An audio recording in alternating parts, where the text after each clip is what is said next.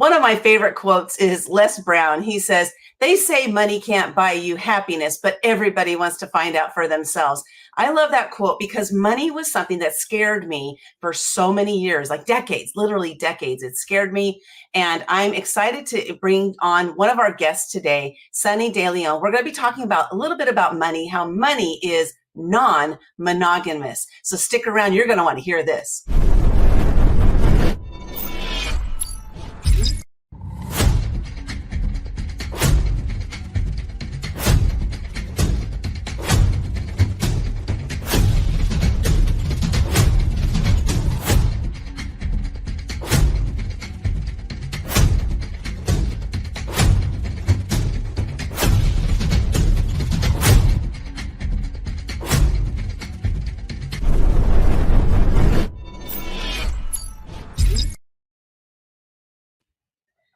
Money is something that can be really scary for a lot of us, myself included. Why is it that it scares us? I don't really know, but all I know is we do have the opportunity, the ability to get over that fear. I'm going to bring up our guest, Sunny De Leon. Sunny, I'm excited to talk about money because as I shared, I was scared of it for so many decades. And before we talk about who you are and everything, why is it that people are scared of money? Okay, I remember reading something in a book where she compared money to sex and said it's kind of like this thing where it's taboo and we all think everyone does it better than us. And so we all just kind of keep it quiet and we just feel like it's something that we can't talk about. But it's just one of the biggest taboo subjects, right? And so I think a lot of people are scared of it, and I can totally relate to that feeling. Well, it's interesting because as I've been on my journey and I've become more comfortable talking about money, I don't compare myself to others. And I think in the past, like my thought was that if you had money, you didn't mind talking about it. And if you didn't have money, you didn't want to talk, like kind of like a Hmm. shame almost like shame that Hmm.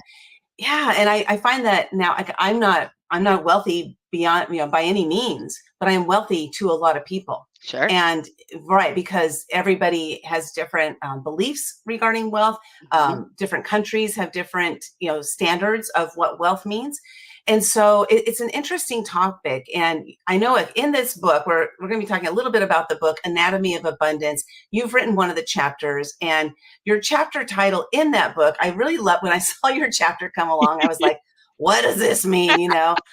Money is non-monogamous. Non-monogamous. Talk about, first of all, how'd you come up with that chapter title? And then, what does that mean exactly?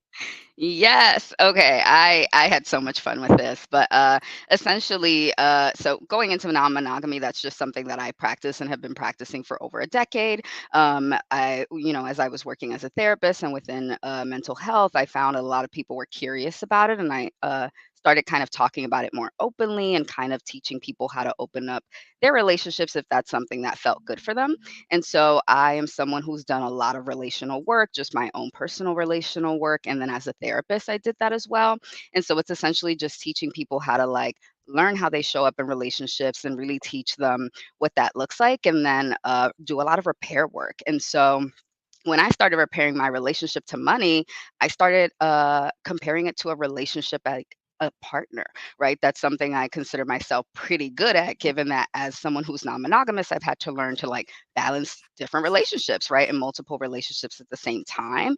And so when I really started seeing the similarities of money and love and partnerships being just as abundant, it was like this aha moment for me. And so I've been teaching a lot of people to heal their relationship to money as if money was their partner. And, it could be their bestie, it could be any other sort of role, but money is really your relationship to money is a relationship just like anything else. And so I had a lot of fun just kind of feeling like because money can be so scary to people, like, what if you just compared it to a partner and made it sexy and made it fun? And so I just got to oh, yeah, money's not monogamous. It loves us all and it's abundant. It sure is, and it changes hands, like Yes. constantly changing hands, right? I mean, I saw some YouTube video or something, and they were talking about money and how $1 it goes so many different places. By the time it's been touched, over 100 times, Yes. and and thinking about that, that's like a penny per person. If you break it down to how many people's lives that $1 has touched, it's Mhm. really incredible. I remember, Sunny, there was this time maybe about 4 years ago. I've gone through a lot of personal development. I hired a life coach and have been working with people these last several years, money coaches. Like I've hired so many different coaches. Good. And I remember the day I said, I have to be rich.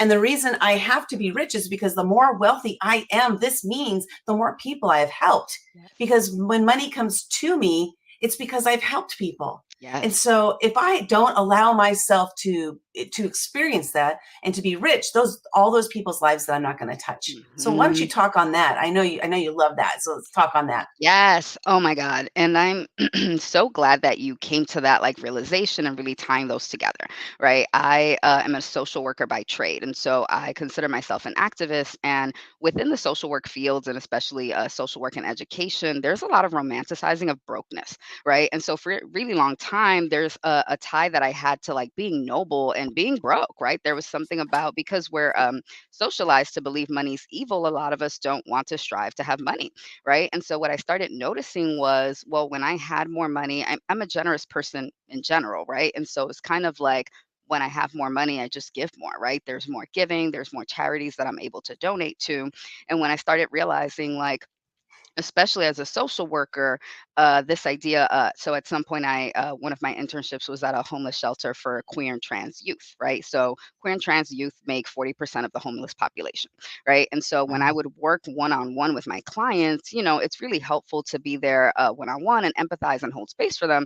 But at the end of the day, they need homes, right? And so I would kind of be like, okay, it's great when people want to volunteer and do time and all of that, but we really just need money to have apartments for them, right? And so, really coming to this realization has shifted my activism significantly into realizing becoming wealthy is my activism, right? Being someone who's generous, it's like, oh, I want to break cycles in the housing crisis, right? I want to be able to like really pour money into like developing more homes for like queer and trans youth, right? I want to put more money into the shelter systems and like put so much more money into the organizations that I care about. And when I was working doing that one-on-one work, I was depleted, exhausted, and broke, right? And so it's kind of like it doesn't make sense that I'm worried about my bills and I'm trying to like help people out. And so really coming to this moment where I realized like actually the more comfortable I am, so much more there's so much more that I can contribute to like societal change. And so it's really been this like I want to continue healing my relationship to money and really helping out other folks as well, especially social workers, and realizing like no, this is actually our responsibility, right? If we really want to contribute to our societies, we have to like be rich because we're going to contribute the most. And so it's such a huge, it's so important. Yeah, and I love that because growing up, like we heard phrases like pinching pennies, money doesn't grow on trees, money is the root of all evil. There's all these different sayings, but like Mm-hmm. let's hear the good sayings. Like the more money, I have one of my coaches. She says the more fun you have, the more money you make. Like like let's turn that around too. The more money you make, the more fun you can have. Yes. So, like if we look at money from a positive aspect, I think that will really change the way a lot of people think, and then Yeah. that creates a ripple effect behind Yes. it, which is the beauty there. So you, by using money in a way to be able to help the communities that you want to help, Mhm. like just think, like listening to this, what's a community, you listening, what's a community that you would love to help but you can't help because you don't have enough time, but you could maybe help them in money, Mhm. or maybe you don't have enough money right now so you can help them in time. But Mhm. imagine yourself being able to help them in both areas. Mhm. And this is what money can do for us. Money is amazing. It really Mhm. is. Yes. And I remember the first day, I got to admit, the first day that I said, I love money, it felt really awkward. Yes. I Yeah. wasn't used to that. I was Mhm. used to money was like not just a bad thing to talk about. Like you mentioned at Mhm. the very beginning, it's something that we don't talk about because it's like talking about sex, right? So, Mhm. but I think Mhm. people talk about sex more freely than they talk about Yes. money, though. Yes. Yeah. So why don't you share with us? You mentioned that you're a therapist, and Mhm. and what is it that you do for people today? Like what's the kind of work that you're doing now? So I do more coaching now. I especially love working with entrepreneurs and high leaders. My work as a therapist was like amazing, but I'm way better at coaching, right? I'm great at having a plan. I'm really good at just kind of being like, let's execute. I'm not really a patient person either, right? Like when I see something is not going well for someone, I just want to jump into like, here's what we're gonna do, here's what you're gonna do, and that's just like not the job of a therapist. And so Mhm. recently, I've really been focusing on helping entrepreneurs heal their relationship to money. And also, I work really well with like rapid transformations, right? One of the things that I've noticed about myself is I transform at a pretty rapid level, right? If you met me a year ago, I'm not the same person. And so I work with people, the folks who I work with best are the people who are like, I'm ready to change my life right now, right? Like I'm ready to do the work, I'm ready to go all in because it's just kind of my time, our time in general is so valuable that if we see something's not going well and we identify it, like for me, it hurts every second that I'm not working towards the person who I want to become. Right. And Mm. so I work best with the people who are just like ready to go and are ready to like turn things around, especially once I realize how important it is to make money. I'm like, I really don't have time to sit in this like in between space. Like, I got to go make these millions so that I can go ahead and like make this policy change. And so I really love working with those leaders who are like, I've identified where I'm stuck. I'm ready to like get out of my own way. Let's go. Because that's the pacing at which I do my own transformations. That's fantastic. I love how you figured that out, because it takes time for us to figure these things out. And you did, doing a therapy for so long and then realizing that you could be better serving people in a different area, a different capacity. And so that's so beautiful. Congratulations on Thank that. you. We're talking to Sunny De Leon. She's one of the authors of the book Anatomy of Abundance. You can get your copy of Anatomy of Abundance I'm finding that banner, at go.patrinawisdom.com/abundance. Again, that's go.patrinawisdom.com/abundance. You're going to find some really amazing stories over there, as well as free gifts from our authors. So go check it out. Go get the book. It's absolutely incredible. I'm loving all of the stories that I'm reading in that book. And, Sunny, before we go on, I want to make sure I do this because I forget to do this all the time. So I'm Mhm. going to do it right now. Is go follow us, Action Takers Publishing. We're on YouTube. It's at Action Takers Publishing, on Facebook and on LinkedIn, all Action Takers Publishing. So go follow us over there if you're liking what you're hearing. Go watch some of the other videos. We got lots of videos all over there and lots of great things that we're doing over at Action Takers Publishing.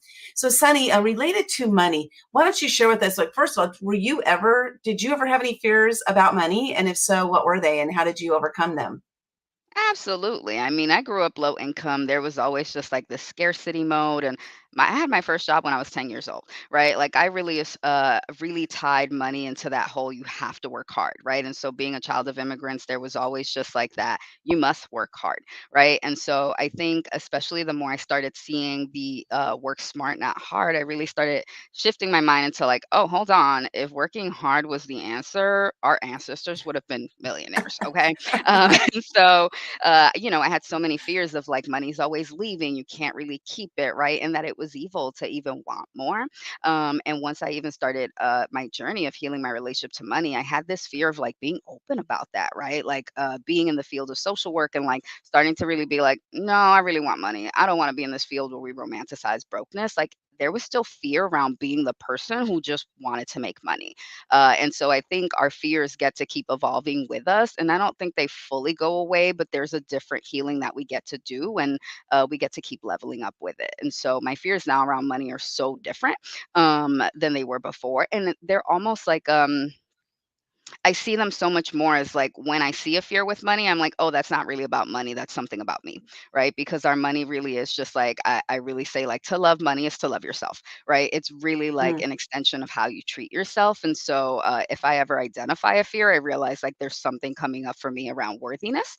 And that's usually the case for a lot of us, right? Like our ties to money have a lot to do with like our worthiness and do we feel worthy of being rich, right? And all of those things. And so it's a really different way I look at it now. I love that. I broke through a fear every day for a year back in 2015. So I totally get that. And I'm hearing exactly what you're saying because while while I still have fears because I'm a human being, some of those fears have lessened. But what was important is exactly what you're saying there, Sunny, is when we have a fear, oftentimes it's not what we believe the fear is about. Mhm, And so we can trace it back to something else most of the time. And so what I discovered for myself was that the vast majority of my fears related, like the fear that was topical, actually related to my fear of judgment, which was mhm, tremendous. I don't mm, want to say I've completely rid myself of the fear of judgment, but it's pretty much gone. I mean, it's like, oh, I don't care what anybody thinks about me anymore because I believe in myself. It got to that point. And so money was one of those huge fears for me, like, like mentioning, to talk about it or to make money or to say that I actually want money. Like, wow, what's mhm, what's wrong with me that I mhm. actually want money? Right. And so I want to talk about this what'd you call it? Brokenness. Yes. Brokenness. Like, share with us, like, brokenness, how in the system that you were working in, Mhm, how does brokenness show up? You said fantasizing brokenness, so I want to mhm, hear a little bit about that, but then also I want to hear about, how can we help, any of us that know people who are living in a brokenness brain, mhm. how can we help them to move out of that? Is that possible? I think so. It's really tricky. When I think about like the romanticizing of brokenness, I think about, when you mentioned earlier, money is really hard to talk about. And when you have none, or when you have it, I actually think when people have no money, they find it a lot easier to talk about it because there's more ease in talking about lack, right? And so I think about how I grew up Mm, where it's like always like times are hard. Oh, we're out here so broke. And like there's something around like this camaraderie around like not having and assuming that when you do, then you have no issues, right? Which is so not true, right? And so I think about, getting into the social work field, I would hear the same thing all the time, right? You didn't get into social work for the money, right? And I got it to this point where it's like, well, why not? Like I didn't go to school to be broke. What are we doing here? And so we see a lot of like social workers, educators, like have way more student loans. I mean, a ton of us have student loans, right? But the idea that like you're going to go into this noble field that you're helping and that you should just be okay not making money because your passion should be enough, right? And so the mm, idea, I believe like passion can really be exploited by our systems, right? It could really be exploited to kind of go where if you're passionate about it, then the money shouldn't really matter. And it's like, it's both. I get to be passionate and I get to have money while I'm doing this because the more money I have while I'm doing this, the more I can continue contributing. Like when I'm broke and tired, I really just can't continue doing this work, right? And so when I talk to people about what it means to start shifting that relationship to money, part of it is you truly have to understand that it's by design, right? Like, I believe our whole like system around like capitalism and all of this is really rooted in scarcity, right? Like when you think mm, about the idea of, and I don't, when I talk about things, this is not down to each individual person, but it's part of a larger systemic issue, right? Where we have like billionaires who are kind of like hoarding resources. And there's this idea that when you win, other people lose. And I believe that when we win, everyone can win with us, right? There's enough space for all of us to make money. There's enough space for all of us to become wealthy. Like money's just a tool, it's abundant, right? And so when I talk to people, it's so important because I find that money mindset books, when you are someone who's poor and low income, they can find it really gaslighting, right? To say, well, if it's just my mindset, then why am I poor? Why am I in a homeless shelter, right? And all of that. And I'm like, listen, I am not denying the issues that you have. I am not saying, oh, if you just sat here and thought about money differently, that like that's it. It's an immediate change, right? But that's where it begins. Like it has to begin somewhere, right? If you believe genuinely that you can't get rich, right? Then you can't. Like, why would you? Right? And so, I read somewhere where it's kind of like whatever statement you create as fact is going to become true, right? And so if you say I will never make money or if you say I can be a millionaire, both of those are true now, right? Because now you've gotten to the point where you've got this fixed mindset. And so how can you become a millionaire if you don't believe it's possible for you, right? And so part of it is beginning with like a system, like a change in understanding these thoughts aren't mine. These thoughts started somewhere and like I inherited these thoughts, but I don't have to continue this cycle. Right. And so when I talk about it, I like to acknowledge the systemic barriers that are at play. Right. And then I also like to acknowledge, like, okay, but if it's happened for some people, why not you? Right. Like a lot of my mm, mental shifts started with, like, okay, but why not me? I'm sorry, but some of the folks out there making more money than me are not smarter than me, right? Like, you're not making more money because you're smarter than me, because you're all of these things, because you had the resources you had, right? Like, we're all going to have different resources, but it really comes down to like, why not me? And so it's kind of what I tell people all the time of like, okay, but you have gifts that other people would happily pay for, right? Like, you have gifts that some people, like, for you may come easily and some people might be like, I could never do that. Like, capitalize that. Stop doing it for free, right? Get your money. And so we all have the capacity to make money in different ways, and it doesn't have to be like you go to school, you do this thing, you like, we all have so many different ways, and like, money is abundant. We just have to believe it's an option for us. Definitely. I love all of that. And unfortunately we're out of time. And I know Mhm. I could talk, like, money is a huge topic. It's one of the what's one of the greatest causes of divorce, Yes. in America. I don't know about the rest of the world, but Mhm. it's one of the greatest causes. It creates so many different arguments and disagreements about so many different things. And so we Mhm. could talk about money all day long, but we don't have time to do that. So instead, Sunny, if somebody wants to get in contact with you, they can go to sunnydeleon.com. And Mhm. why don't you tell us, like, what they're going to find when they head over to your website? Yeah, it's pretty simple. I have how to work with me, and then I have a connect with me. I love connecting with folks one on one, and so it directs you also to my Instagram, and then just kind of like to a little bit about me, right? But I always tell people, I'm like, go ahead and slide into my DMs, okay? Like, go ahead and connect with me. And so I like to keep things simple. I have ADHD. It's really easy to get distracted, and so when you come to my site, it's really just a simple way of saying, this is how you connect with me. This is a little bit about me and my mission, and this is how you can apply to work with me. Fantastic. Thank you so much for being part of this book. Again, you can get a copy of Anatomy of Abundance at go.patrinawisdom.com/abundance. Sunny, why don't you share with us, like, last question is, what is something that you would like the readers to take away from reading this book? Uh, I love how many collaborators are a part of this book. And when I recommend the book, I really talk about the fact that it's amazing that so many folks are have these different levels of expertise. And so while my chapter might not do it for you, someone's chapter will, right? And so having that many perspectives means you're going to find something that speaks to you. Grab the book and see which one. You don't have to even go in order of anything. Just like pick it up and see what speaks to you, and then leave the rest. If it doesn't, then it doesn't. That's a good point. You don't have to start at the beginning, just start. That's Mhm. what, Yes. just start. Go to go.patrinawisdom.com/abundance. Get your copy of Anatomy of Abundance today. Thank you so much, Sunny, for being part of this. I really, truly appreciate you. Thanks so much, Linda.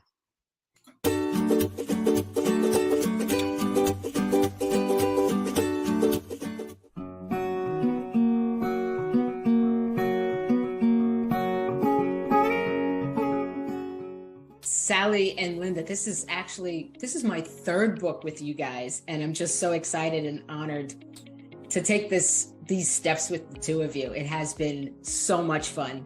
And like you said, it's just the procrastination sometimes is just like, oh my God, I gotta write my chapters.